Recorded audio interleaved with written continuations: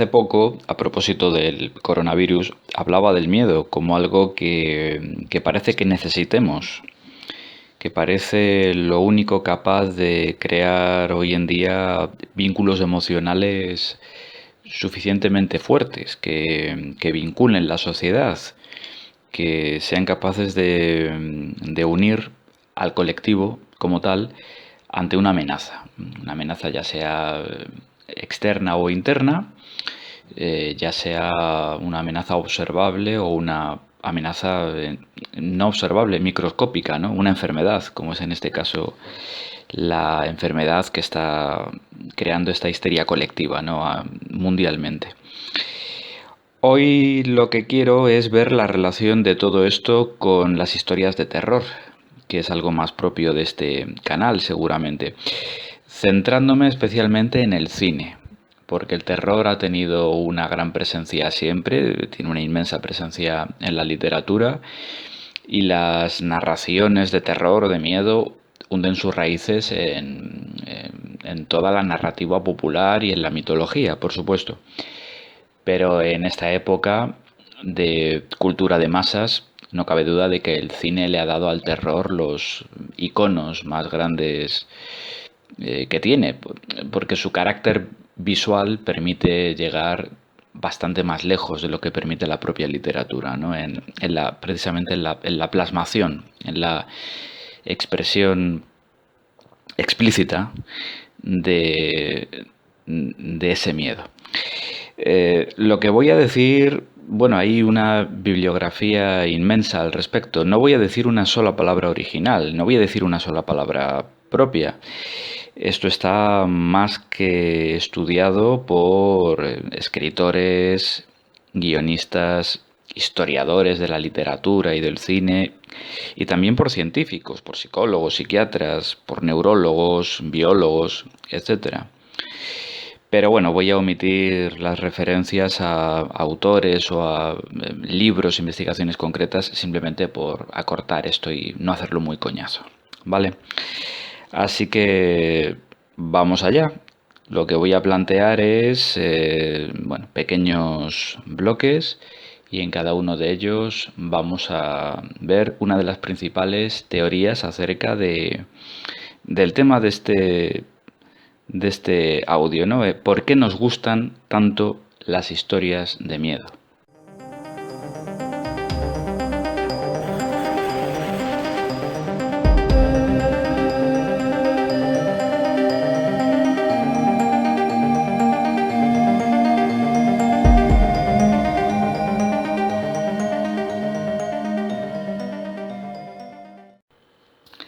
La teoría más extendida, y seguramente la que tiene una base más científica, es la que dice que nos gusta disfrutar del miedo, nos gusta el miedo, ¿no? Curiosamente, a pesar de que es una emoción desagradable de por sí. Pero nos gusta disfrutar del miedo en situaciones controladas. Es decir, nos gusta sentir miedo siempre y cuando tengamos la certeza de que nada nos va a dañar realmente, ¿eh? Siempre y cuando nos sintamos seguros a la vez que experimentamos el miedo y por tanto de esta forma podemos distanciarnos del miedo que estamos sintiendo. Lo sabemos inane. Eh, por eso nos gustan tanto este tipo de historias, porque podemos desconectar el miedo en el momento en que nosotros queramos. Podemos cerrar el libro o podemos levantarnos y salir de la sala de cine, apagar el reproductor en casa o lo que quiera que fuera. Esto tiene una base fisiológica, ¿no? Se da un proceso cuando experimentamos miedo de hiperactivación física. Se produce una descarga de adrenalina que acompaña siempre a toda reacción de defensa del organismo y esta produce una cierta euforia que es necesaria para la consecución de esa reacción defensiva, ¿no? Cualquier animal, cuando se ve amenazado en la naturaleza, tiene dos reacciones primordiales, que son huir o defenderse. En general la primera, y cuando no es posible, la segunda. Bueno, pues una historia de miedo, especialmente películas, insisto, especialmente las películas, que pueden saturar los sentidos con ese terror, seguramente mucho más que cualquier novela o cualquier narración oral, produce esa descarga de adrenalina, produce esa reacción fisiológica y, sin embargo, pues sabemos perfectamente, somos capaces de racionalizarlo, no se da la amenaza consiguiente y por tanto la reacción no va acompañada del movimiento físico correspondiente. Es decir, no salgo corriendo, no me peleo contra ningún enemigo, pero mi organismo está experimentando ese miedo en una situación bajo control, observable, me observo a mí mismo sentir miedo sabiendo que no me va a ocurrir nada. Y hay un cierto placer en ello. Hay un placer estético en la contemplación del propio miedo.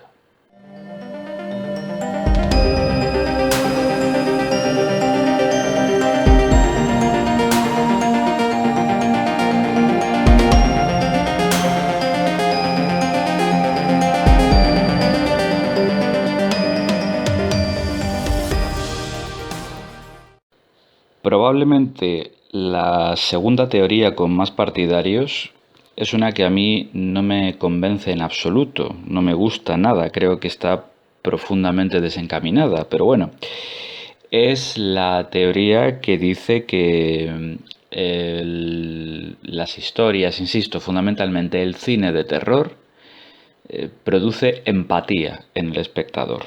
No al contrario, el cine de terror, las historias de miedo, no nos gustan porque estimulen nuestra parte sádica en absoluto, sino por algo que está presente en toda narración y que de una forma ejemplar, modélica, un esquema narrativo que encontramos en la tragedia griega.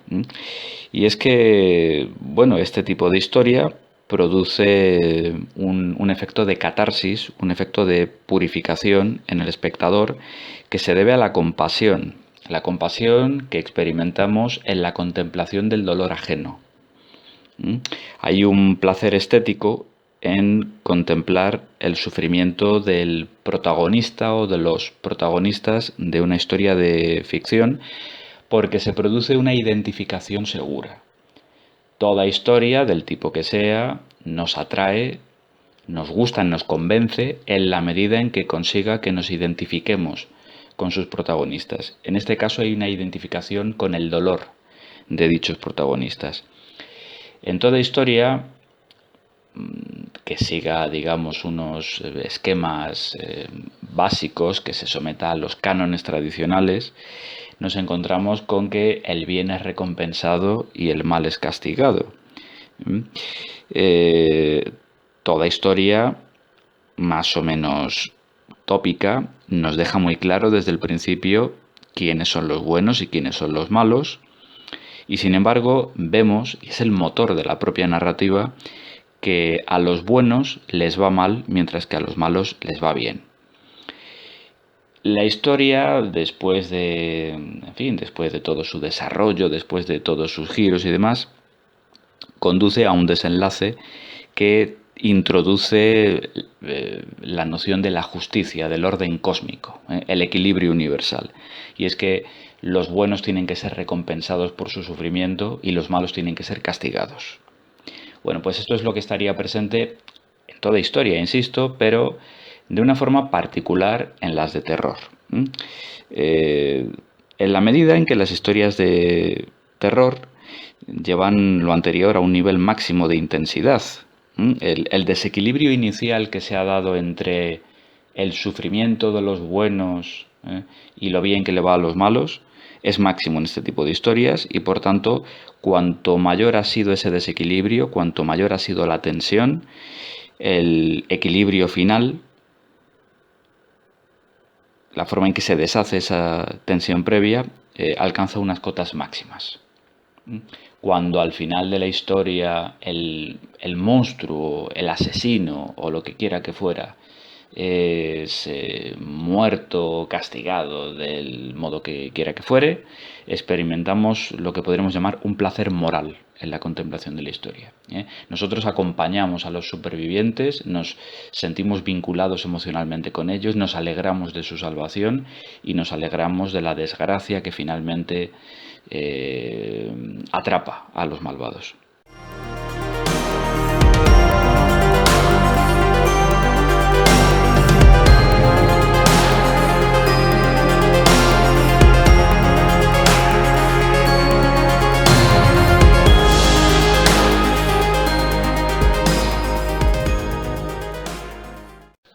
Esta teoría, como digo, a mí no me convence mucho.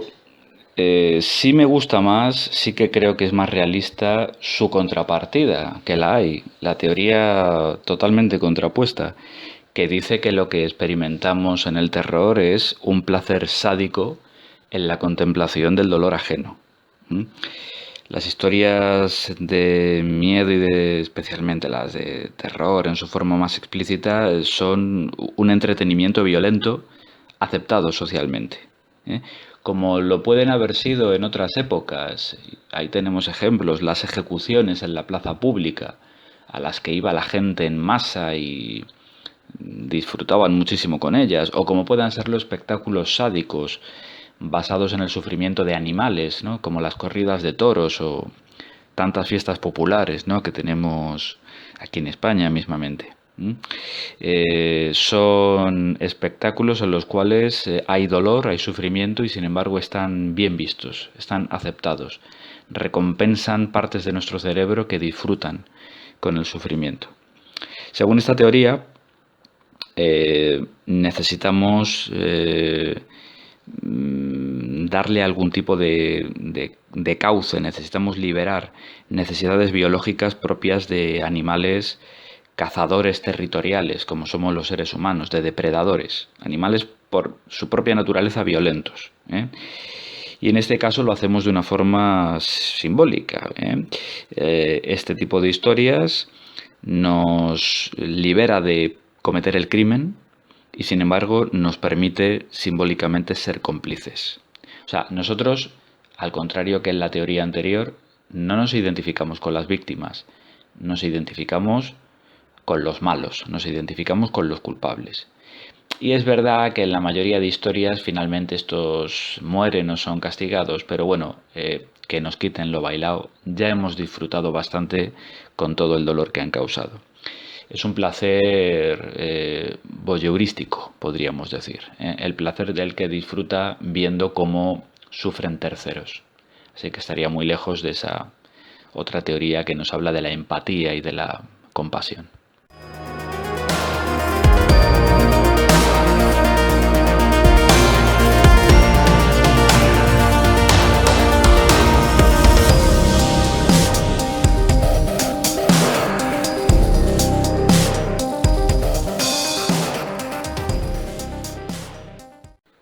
Hay una teoría más que es bastante sólida desde un punto de vista científico, que tiene que ver con la biología y con nuestras necesidades adaptativas en cuanto a organismos. Esta teoría sostiene que el terror produce una forma de placer, nuestro cerebro experimenta descargas placenteras que se dan siempre que obtenemos información útil en la lucha por la supervivencia. Esto puede parecer un poco traído por los pelos, pero tiene una base. Y es que, bueno, como animales que somos, necesitamos conocer señales de peligro que nos preparen para lo inesperado. Necesitamos información que nos permita estar alerta ante cualquier situación peligrosa ante la cual podamos llegar a enfrentarnos.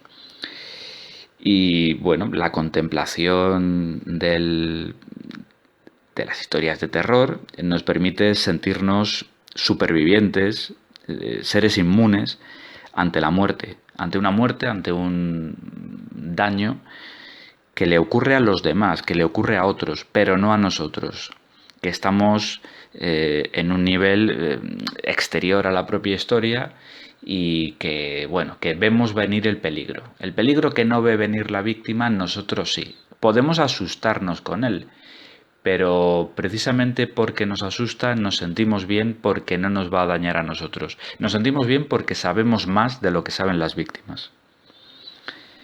Según esto, habría una atracción biológica por lo desconocido, por lo extraño, por lo que da miedo. Por eso, porque es algo que necesitamos saber para sobrevivir. Es como la experiencia de asomarse peligrosamente a un acantilado. Nos da miedo y hay algo en nosotros que nos dice que retrocedamos, que podemos caernos, que podemos matarnos, y sin embargo hay una curiosidad morbosa que nos lleva a asomarnos, a tener más información, aunque eso pueda llegar a poner nuestra vida en peligro, ¿no?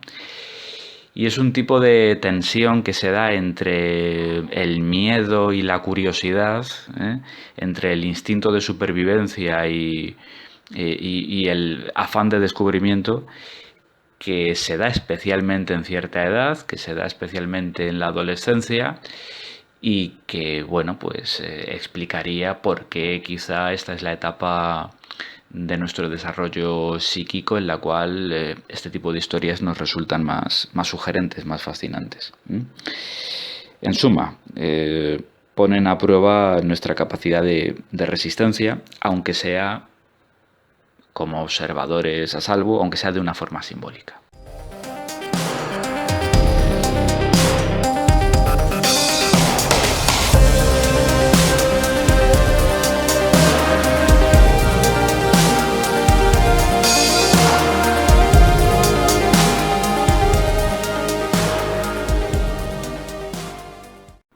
Y hasta aquí las principales teorías, porque quedan unas cuantas que voy a enumerar más rápidamente, que bueno, digamos que son menos potentes desde un punto de vista explicativo. Tienen, a mi entender, por lo menos, tienen menos base. Estaría, por ejemplo, la teoría que habla de que en el terror satisfacemos nuestra curiosidad por hallar los límites de nuestra propia psique, saber hasta dónde podemos llegar, de tentarnos a nosotros mismos con experiencias inquietantes, morbosas.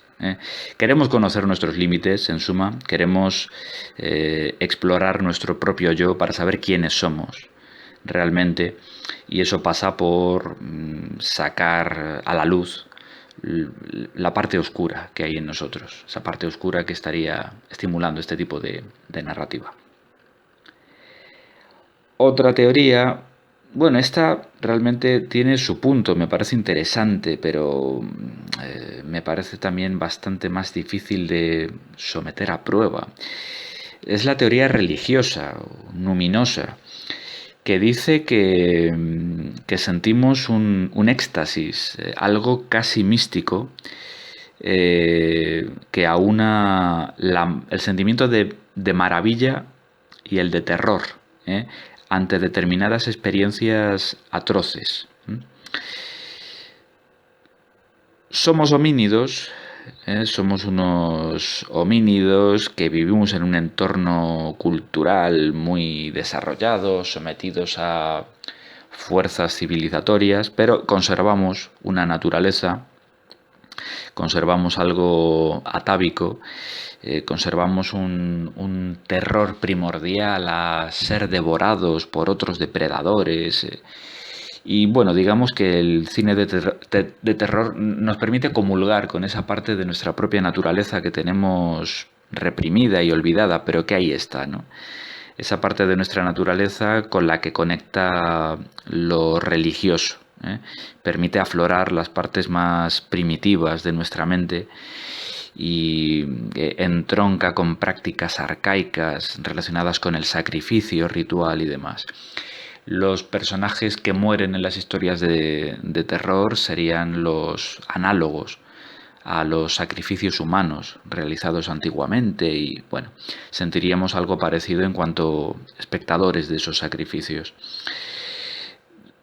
En suma, lo atávico tras la rutina, algo que nos permite romper los límites de la sociedad moderna, profana, secularizada, una vida que se ha vuelto predecible, segura y aburrida, pero algo en nosotros nos hace añorar, sentir cierta melancolía de lo terrible y de lo pavoroso, porque en el fondo lo necesitamos, ese tipo de estímulos son necesarios para nosotros. El horror sería una válvula de escape para una sociedad que ha convertido la muerte en algo trivial y predecible, algo que no es eh, el centro alrededor del que gira nuestra vida, como sí lo ha sido en otros tiempos.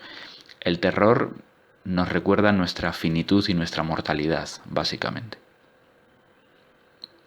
Habría otra teoría también que, bueno, en fin, esta viene muy bien a la hora de explicar la atracción, la seducción de las historias de vampiros y quizá alguna otra, pero no muchas más. No veo cómo relacionar esto con, no sé, con los zombies o con eh, Pesadilla en Elm Street o tantas otras historias, ¿no?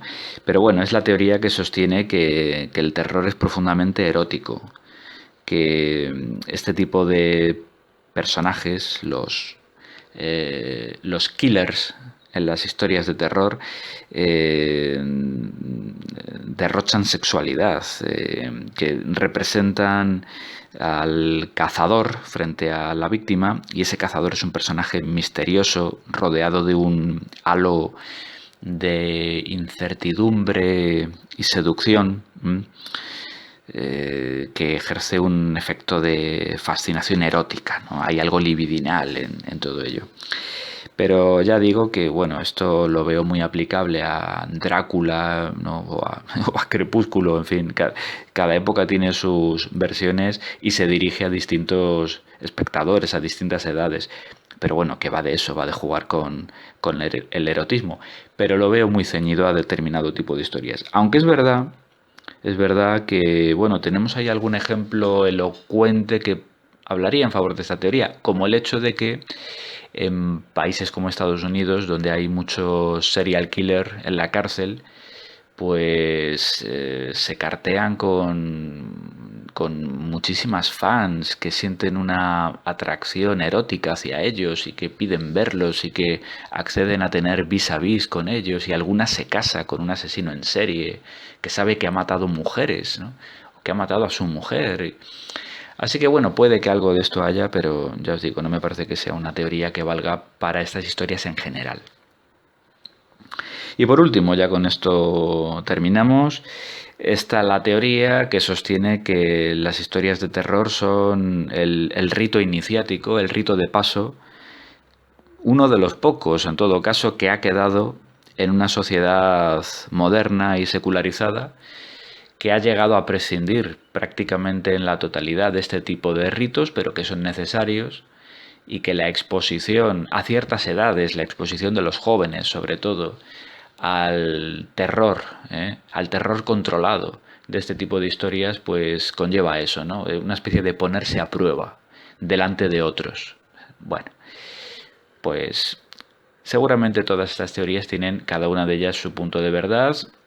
Creo que algunas tienen mayor alcance que otras. Y bueno, pues nada, que cada cual se quede con la que más le guste. Y si queréis hacer cualquier comentario a este audio y decir cuál de estas os parece mejor, o si tenéis alguna aportación al respecto, pues encantado, ya las comentamos en otro momento. Chao.